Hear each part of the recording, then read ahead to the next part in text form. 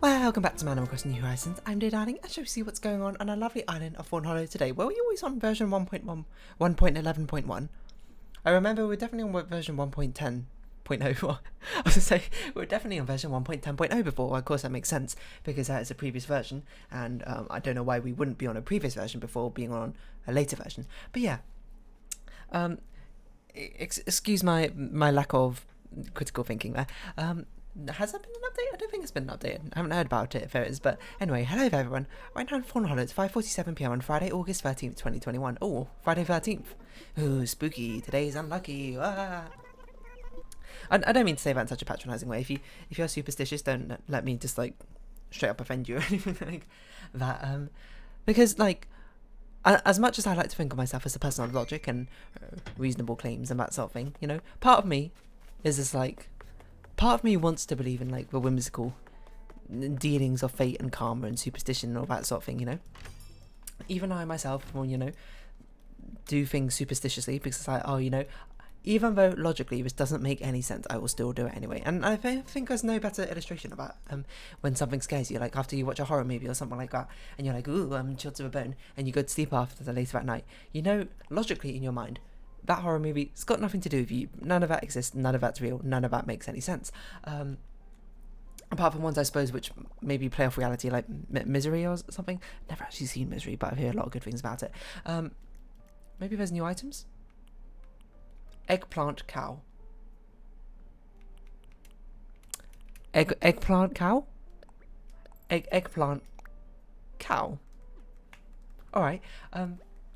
So even though that after you watch the movie and you're like terrified or whatever, well, maybe you're not terrified, maybe you're sitting there being like, I'm not terrified of movies, fair enough. Even when you go to sleep, you're just like, you know, at least I have it sometimes. When I go to sleep, I'm just like, you know, maybe there's just like a killer doll just sitting in my room, just staring at me. And then I look, and of course there's nothing there. But also I don't have very good eyesight, so I'm like, maybe there is. And even though through all rational thought, nothing's going to be in your room. If there was something in your room, you'd probably hear it. It's my fault, and you know, dolls kind of can't really come to life or anything like that, but it's sort of like that creeping, nagging feeling of something that sticks around in your head, which, if anything, is a very good job on the filmmaker's part for being able to instill that sort of long-lasting emotional response to you, which I'm sure other filmmakers can only aspire to. Yeah, I mean, even more so when I was younger, when I was much younger, after like you watch some very scary Doctor Who episodes. If you watch Doctor Who, you know what I'm talking about, with Ashton and Vada or the Weeping Angels. Both of those lived very much in my head for a while. And you know, and I can't remember the age I was. I must have been in primary school. I must have been like 9ish or something. I can't remember. Sometimes when I get super scared of, oh no, hold on, this is separate, or whatever. When I basically, you know, when you get super scared of things, you sleep under the covers as a kid. I always find that really difficult. I'm surprised people can do that so easily, because I find myself, it's not like I find it difficult to breathe, but it's so stuffy underneath the covers. I don't know why you do that for very long. So I always used to do is I used to pull the covers above my head and then give myself like a little breathing hole in the covers, and somehow I sleep the rest of the night like that, and not comfortable, mind you, but even now when I'm a bit older as an adult, you think something's terrifying you see something scary, you get like a creepy image in your mind, perhaps read a bit too much Junji and Ito late at night, and I'm just like, you know, part of me is like, I kind of want to bring the covers above my head, even though obviously it doesn't make any sense. Covers not going to, like, if you're scared of some horrible monster or something, unless your duvet is like a magical barrier in this alternate world, it's not really going to do much to protect you. If anything, it's just going to make your night a lot more uncomfortable, and also there's mystical beings that don't exist in the first place, so there's not really much to be afraid of. But still, in your head, it doesn't quite add up that way. Did it rain yesterday? I don't think it rained yesterday. It doesn't quite add up in your head, and you're still like, it's like some weird sort of, I was going to say inhuman, that's not what I mean, naturalistic instinct to sort of shield yourself from the outside world when it's too scary, and to do so is by putting the blankets over your head, despite the fact it's a rather ineffectual barrier from facing realities of this world, I suppose. We should customise and craft things first, right? Those are two of our missions, and we're right here, so we might as well. It's just like, in my mind, even though it didn't make any sense for like a duvet to work as effective barrier, in my mind what I did is I physically pulled a duvet above me, and then I like mentally, this is gonna make no sense, I mentally pulled like a a magical like ward off evil spirits barrier above me, because I used to, because as I said before, when I used to pull the covers over my head, I used to be like, oh, you know, it's really hot in here, I can't kind of breathe underneath, it's too stuffy. So I was like, oh, but if I leave like a mouth hole open, how might the monsters can still, I don't know, attack my face directly or something. So then, like, to reconcile that fact in my head, I was like, okay, let's pour like a mental blanket, a mental shield, a mental force field or something above me to repel any demons or something. Not even demons, it's like the things I was scared of. Vashta and Nevada, okay, well, they can move around freely in shadows, so, you know, I'm not even, if they do attack me, not even gonna feel it. I'm just gonna be dead. My flesh will be eaten, because I tend to not go to sleep with a light on all that often. By all that often, I mean the only times that have happened is when I've fallen asleep and forgotten to turn the light off and just, you know, like passed out from exhaustion. And how do you say this word? Exhaustion. Exhaustion. There we go. What should we customize? I don't think we customized a slingshot in a while. The other thing I was scared of, there's actually two other things I was scared of, and amusingly they're both rather similar. One of them, weeping angels. That's not probably that an uncommon one. I wouldn't say I was like terrified of them, but like I was like, you know what? I don't like them. Same way people don't like spiders and that sort of thing. I don't like weeping angels, which is on one hand not like a very irrational thing to be afraid of, but on the other hand, since they don't exist, it's not something I had to confront very often. Unlike spiders, who you see all the time. But there was a spider in my room earlier. It's not a spider, by the way. It was like a daddy long legs, which is actually called a crane fly. It was in the corner, not earlier. It was in the corner of my room last night. It's not there anymore though. Don't know what happened to it. Hopefully it's fine. It probably is not going to live very long in here. There's not many like insects flying about, but still. Yeah, don't know what happened to that. What was I saying? What was I saying? Oh yeah, Weeping Angels. If you don't know what Weeping Angels are, they're a villain from, I don't even know when they were first introduced. It must have been with the 9th Doctor, right? But were they introduced with David Tennant? No, maybe they were introduced with David Tennant. No, they definitely weren't, now I think about it. Well, okay, the first time I saw them, at least, they were introduced with David Tennant, the 10th Doctor. Back when I actually used to kind of watch Doctor Who. The concept is they look like regular stone angels statues that you might see in like a garden or that sort of thing, and most of the time they're posing, covering their eyes, covering their face, or that sort of thing. Like they've got their hands buried in their face buried in their hands, like they're crying. Hence, weeping angel. The concept is they're very like SCP worthy, aren't they? Sort of monsters, very sort of not eldritch, but cryptid. Yeah, that's a word. They're very much like cryptids. But basically, every time you look away... Actually, now I think about it, that isn't SCP, isn't it? Every time you look away from them. I don't know which of these we should sell. Let's sell all of these which are trash. Keep sapling, we might need that. Don't need that. Don't need that. Sure, keep that because it was given to us recently, and it feels a bit bad to throw away. These can all go. But basically, the concept is, when you look at them, they stay as a statue. When you turn away, they can move freely, and they're not actually statues. They're like some evil entity. But the thing is, I must say, about Weeping Angels, is the fact that the thing that they do to you is not even that bad. It's not like they cause you endless pain and suffering or torture or anything like that. It's basically, their aim is, for, if I recall, they want to touch you for some reason, just like with their finger or anything, and the only way they can do that is if you're not looking at them. And you're reasonably close, which is why a lot of the times you know, is where like don't blink is like a recurring quote, I suppose, quotation, sorry, English teacher, from that episode. But the thing is, the only thing they do is if they touch you, you get sent back in time, so you get sent back like a lifetime away, such that something like your death date will be around the time that you got touched by the Weeping Angel. That's not that bad, to be honest. That's like, you don't, I mean, effective, you die, quote, quote, in the present day, but you still live your life. You just live it like 80 years or so in the past. That's pretty good as things go, as far as evil villains go. It's a nuisance, for sure, but that's from my memory of it. I might have remembered it wrong. They might do something else. It might be even worse than I can recall, but from what I can recall, that's not really that big a deal. I mean, it is, don't get me wrong, it's a really big deal, but like in the grand scheme of things, that's not too bad. Like, would you rather, like, if you were to go up against a Weeping Angel, were you up to go up against I don't know which SCP it is, which has a similar sort of mechanic to it.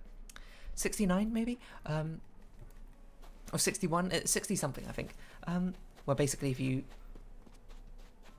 look at it, no, hold on, it's a bit different. If you look at it, it can't move, but if you look away, it will attack you or something like that. I don't know, it looks like some very deformed baby in a very run-down room, and it's got like this red marking on your face. It's quite a famous SCP if you know them.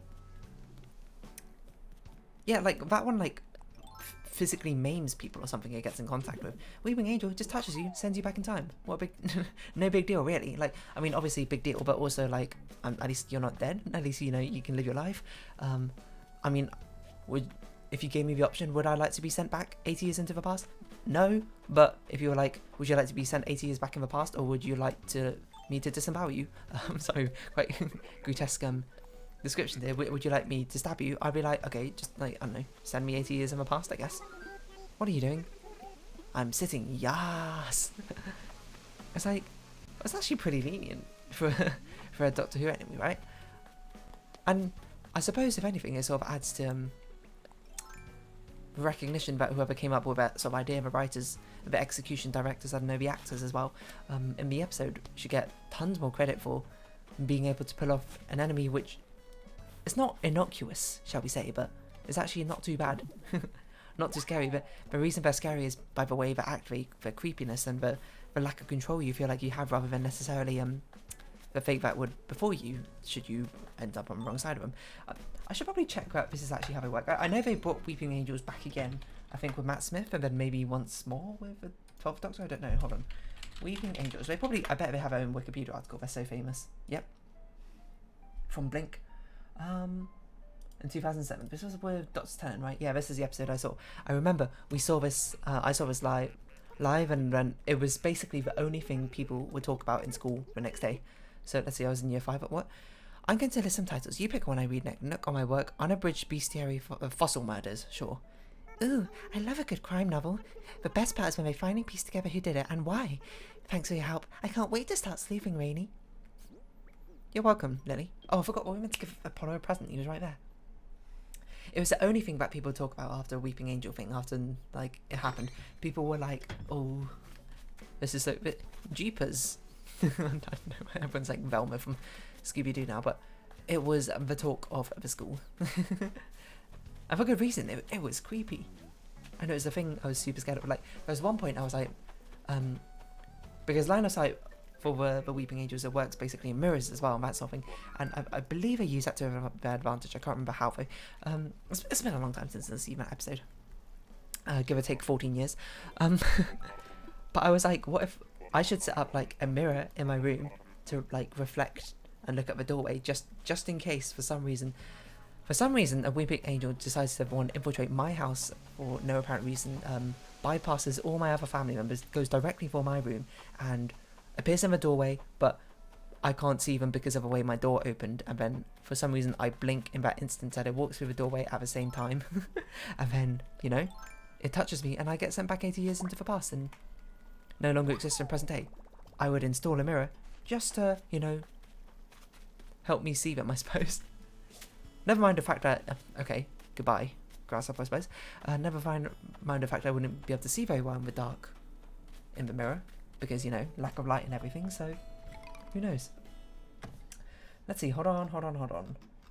What about, I want to see what they do. Hello, Audie. Hello, Rowan. Babu. I guess that rhymes. Utopia? I'm just looking at these Doctor Who episodes now, seeing if I recognise them. Utopia sounds familiar. Rocket ship? Maybe not. I had to see an image. I'm not very good at reading these words and imagining it. Doctor Who Utopia. Sorry, I just like slam my Joy-Cons on the ground. Seems vaguely familiar. I'm trying to find out what Weeping Angels do. I guess this is... Oh, hold on. Weeping... Oh, I'm on the episode wiki, that's why. Description. Powers, appearances, reception, description. As old of the universe. You know what? We bring this on to the other monitor so I can read it while actually talking to my microphone. What other missions do we got to do? Okay, 3 bugs, 3 flowers, mosquito, fossils. Oh yeah, I forgot I was getting fossils, do I? I've only got 2. Oh, hello, CJ. CJ, kick it. Can't remember what songs go. The deadliest, most powerful, most malevolent life form evolution has ever produced. Really? Unusual predators in that they neither kill nor directly parasitize the prey. A usual mode of feeding is to make use of time paradoxes with a single touch. A weeping angel can send a person to the past to a point before their own birth and can feed off their potential energy of the years that victim would have lived in the present. Weird. The only psychopath in the universe to kill you nicely. Exactly. Like, that's not that bad. And you're not even dying. You're just dying in the present. I do like the way the hand scientific explanation of it. They feed off a potential energy from sending them. It's like, I don't know, apparently is in the wouldn't that mean default, because of entropy we should all be travelling backwards, if sending them backwards in times produces potential energy, right? I'm not sure if I'm understanding that correctly. See, Sire. The unusual form weeping angels resemble silent human stone statues. Apparently there's cherub angels? That's a new thing, I don't remember that from the original episodes. Excuse me. Tiger butterfly, tiger shining bright in the darkness of a night. Tiger flying bright. Puff and wings. As they close in, let's see. However, as they close in and more aware victims, they transform to a more horrific, bestial, demonic aspect with wide open mouths and vampiric teeth. I remember. The angels take Manhattan. They're a cherubium. Cherubim. It's not cherubium. Cherubium, I think, is a Homestuck thing now I think about it. I'm like weeping angels. The cherubs giggle. Blink. And final moments of blink suggest that any statue might be disguised as a weeping angel. Oh, that's spooky. Imagine like a weeping dog or something. When they're not being observed, they can move very quickly and silently. I would talk to you, Biscuit, but it's quite difficult to get to you over here. Pineapple hello her shirt. I'll buy one. Phenomenal speeds allow them to close distances of meters in literally a blink of the eye. However, when they're being observed, they become quantum locked up, occupying a single position in space and becoming stone. They're frozen and difficult to destroy. Surely you could just like push them over and the statue would break. I'm not sure if he tried it, I probably did. If two weeping angels were to look at each other at the same time, they would be trapped in stone form until an outside force moves one out of the other's line of sight. Oh yeah, I remember that's how they defeated him. They got them all to like crowd around in TARDIS and they like shook the TARDIS back and forth and then the TARDIS teleported away and it kept them all staring at each other or something. To prevent this, they often cover their eyes are moving. You know, I never really put that together. That makes sense. That's why they look like they're weeping all the time, so they don't end up staring at another angel. I feel like a better solution would just be like not have angels occupied a very similar sort of area, but whatever. Stalking victim, they will generally take advantage of their speed to avoid being trapped into a quantum lock. Very physically strong, although rarely physically kill a victim since this wastes their time, potential energy. One exception to this behaviour is when a weeping angel or group of weeping angels wish to communicate with other beings. In these instances, they select a victim and snap their neck prior to rearranging their brains for their own purposes. What? And select a victim and snap their neck prior to rearranging the brains for their own purposes. What does that mean? I don't understand the sentence. Capable of speaking, conversing via their victim's voice and senses. Okay, so they sort of like possess someone. Soldier of a church nickname Angel Bob, becoming a voice explaining their motives and thoughts of the Doctor before disappearing in the rip-off fabric of time and space. What? They're sort of just like parasites, I suppose. I don't know, this is a long Wikipedia article. Oh my word, it's so long, I'm not reading all of that. Get out of here. But yeah, that thing used to spook the heck out of me. And I used to try and manifest an invisible force field to, you know, try and ward them off or something. But not just the weeping angels. And then looping back around to a conversation I started about, 20 minutes ago. But the third thing that spooked me actually the most when I was younger, this was when I was about, let me think. I think I was in year 1, so that would make me 5, I think. Was in year 1, or yeah, I think it was year 1 to year 3, and somewhere in that range, I read a book on Greek mythology, and it wasn't like a book. It was a comic book about Greek mythology. I wonder if I can find it if I just Google it. Hold on, comic book Greek mythology. Comic book Greek mythology. Is this it? Greek. Hold on. I swear I saw it there. Gusk Mati. That can't be right. This doesn't look like a comic. It was a kid's book. Hold on. Greek mythology kids comic. Ah, this thing. Greek myths. Greek myths retold and illustrated by Marcia Williams. It was this exact one. I read this book when I was younger. Super interesting, by the way. When I was at that age, as you know, my first introduction to Greek mythology, I was like, whoa, cool. But then I read the story about Perseus and the Gorgons, the 3 Gorgon sisters and Medusa, namely, and the fact that if you looked at them, you would turn to stone. If you don't know what a Gorgon is, and for some reason, this story really freaked me out when I was a kid. Like the concept that they existed for some reason. Like even back then, I was even more logical kid, I suppose. Back then, I was like, this can't possibly make sense as a Greek mythology. This is like fake stuff, isn't it? But then still, in the back of my mind, I was like, what if these Gorgons come and get me? What if they get me to look in their eyes and I get turned to stone and I'm that's it. That's my existence just over.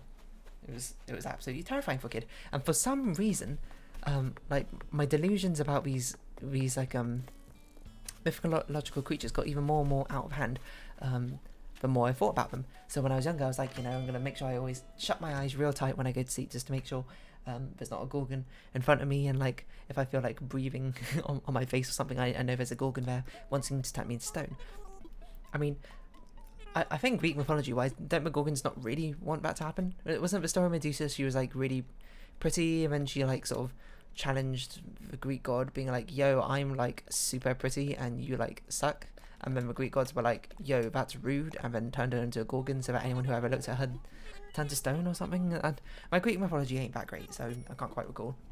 But from what I recall, she was basically just a teen. Like a cocky teen, maybe, but it's not really a reason to turn her into a Gorgon, is it? Zeus? Or was it, I don't know, Athena?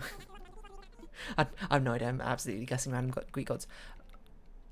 Let us buy some flowers. But yeah, and then, so I don't think the Gorgons are all that malicious, despite the fact that they're often portrayed as a villain. But maybe they are. Maybe she got corrupted or something as she got turned into a Gorgon. I can't recall. So that happens, and then yeah, there's 3 of them, if you don't know. Contrary to popular belief, it's not just Medusa. There's 3 whole Medusas, and they're all sisters. I don't know how the law works out that way. But in my mind, for some reason, they were not coming to get me, but like they were on their way to get me. Like each night they rose sounds so stupid. They rose out from the ocean, I guess. I don't know, the Mediterranean Sea or something. And Mediterranean Sea, that's a bit too far away. And then they started like walking towards me. But there are 3 of them, and if I like looked in one direction on my bed, it would stop them moving for some reason. Like if I looked to my left, it would be like, oh, that would stop one sister, but the other 2 could carry on walking. If I looked upwards, that would stop the other 2, and if I looked right, it would stop the other one. Sorry. So for some reason in my head, I've been rationalised it as like, now I need to balance like the ways I look. Oh, I see. So items. I need to like balance the time I spend looking in each direction for some reason, just to make sure that they can't get to me. Wooden chair. Otherwise, they might get me, and that would be the problem. I grew out of that at some point when I guess I rationalised that doesn't make any sense. Some very weird, like cosmic. What's that phrase you use for when people have like, magical thinking? There's some like real magical thinking to try and justify his existence in this world. If Medusa is real and then ends up for some reason coming to my house and I accidentally look at her and turn stone, my bad, I guess. Like, there's not really much I can do. Not much a reasonable person can do to really expect and prevent that from happening, but I guess, rip to me, I guess. But luckily for me, Medusa doesn't exist, as far as I know. And you would have thought you'd hear about it on the news. if she did. So yeah, I think I'm safe, is basically my conclusion I've come to. But yeah, I don't know. So I don't really know how that is turned into hiding under the covers. Like, I also don't understand how that magical, like, justification even works in the first place, because surely you wouldn't want to look at the Gorgons in the first place. But for some reason looking at them made them freeze. It's like I mixed them up with Weeping Angels. Amusingly, I think that sort of weird irrational fear came from before I even knew the Weeping Angels existed. So, I don't know, good job me, I sort of invented the Weeping Angels before. They became an actual thing. Did I actually invent them? No, of course not. Wooden chair. Oh, wow, we have enough to make it. We need to get some fish for CJ as well. And then we will, I don't know, we'll see what we've got time to do. Yeah, I don't know. When you're younger, that sort of thing makes sense. So the sort of force field that is a bed duvet or blanket, a blankie, as you might say, to somehow protect you from the harshness of reality. When really nah, it's not really going to do much. But I do love a concept, like an evil monster lurking under the bed, just like coming up to like eat a child or whatever child rationalizes that a monster's going to do to them, and then suddenly being like, what? A blanket? No! We just like furiously try and like swipe out the blanket to an overall because it does nothing to them, and it's just like, wow, this 100% piece of cotton I bought from Sainsbury's or whatever. Or, well, I guess a child probably didn't buy it, but the parents bought from Sainsbury's for them or something, and just like, that's enough to ward off these evil spirits. Even more so, like that Tesco's you bought from Primark or something. Primark? John Lewis is what I meant to say. I don't know why I said Primark. From John Lewis or something, and that's like enough to ward off evil spirits. Kids, I forgot to grab a fish. That was the whole point of me going back to my house. Kids are so... It sounds to be like kids are so dumb. Obviously that's the case, and like your kids are, that's a time when they're learning. You're meant to teach them things, and obviously kids, it's not like you give birth to a kid and be like, whoa, this kid's Albert Einstein.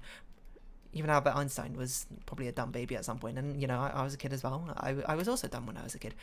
I don't mean that in a disparaging thing. Like, people are always learning. I'm a dumb adult as well, you know. In certain aspects, I'm smart in some things.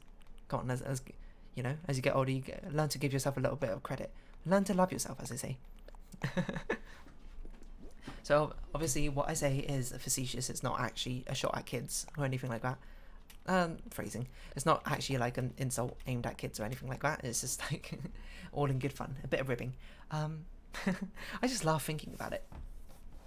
What a weird justification that I came up with in my head.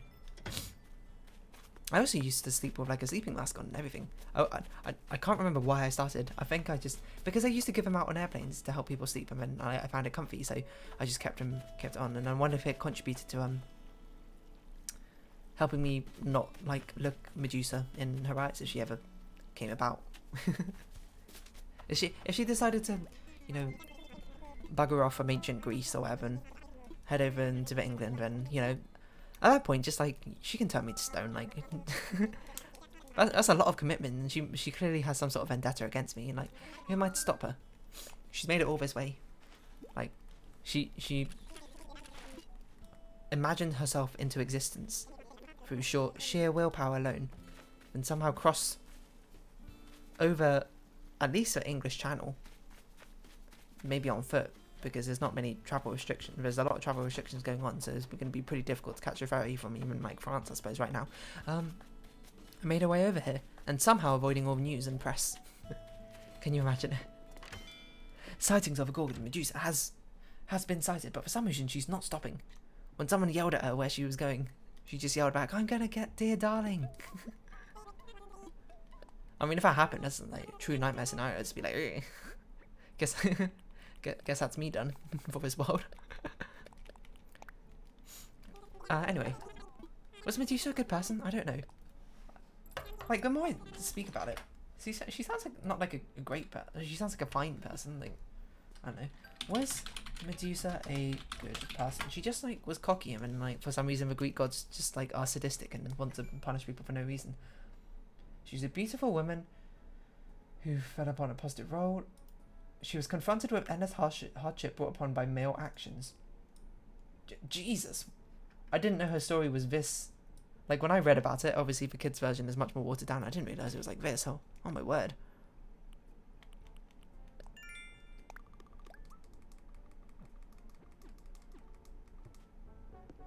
Ugh. Okay, well, her story is even more messed up than I thought. You know, Medusa, she's a hero of a story. I'm sorry, Medusa, I was scared of you for so long when I was younger. You want to go get revenge and turn people into stone? I'm not actually gonna help you because I don't really know how to help you in that regard. But I'm not gonna like stop you, I guess. I don't really know how I was going with this. But anytime I might catch for this like forever, so it might have been a few minutes. You want to give me a bathroom towel rack? I thought you were gonna ask to move away. Move away, move away, move away, move away. Anyway, I'm going to round this episode off here. Oh, you know what? I forgot to say. Finally got a completion mark on Tainted Jacob. Defeated Mum's heart. Oh, it lives. Woo. Died on Hush. Really sad. But it's progress. That's progress, you know. I had the same reaction, you know, when I finally did something with Tainted Lazarus. And here I am with Tainted Lazarus. And I've done Mega Satan and Delirium. And Boss Rush and Hush. Now, you know, Tainted Jacob, you're on my radar. Anyway, if you have been watching, thank you very much. It's been Animal Crossing New... Oh, hold on. You got a flea on you. It's been Animal Crossing New Horizons, and I've been Dear Darling. Likes, comments, subscription shares are greatly appreciated.